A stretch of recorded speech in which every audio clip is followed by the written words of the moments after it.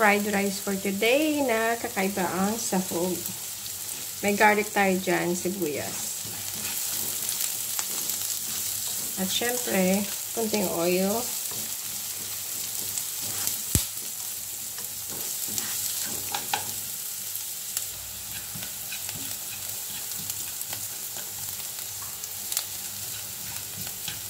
Kung may butter kayo guys, maganda din na may lagyan nyo ng butter. And dito po, meron ako dito pinakuluang carrot, green peas, breast chicken, at saka sausage.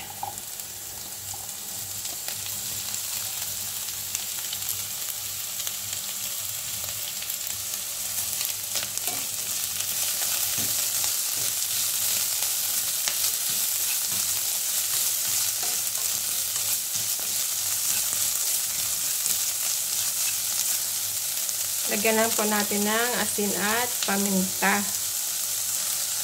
May paminta na po yan. Wala kasing taga-video. Ayan. At saka asin.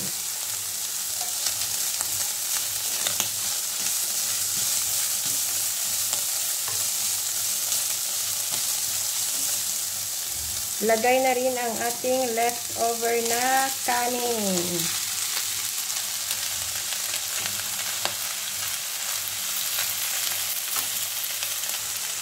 Konting soy sauce lang po, mga 1 kutsara.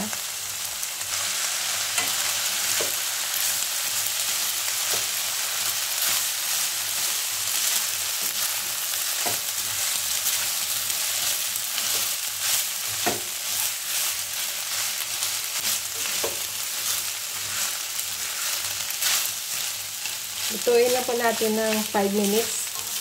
Halo-haluin and it will be ready. Diba ang ganda? Mas maganda pa kaysa sa akin.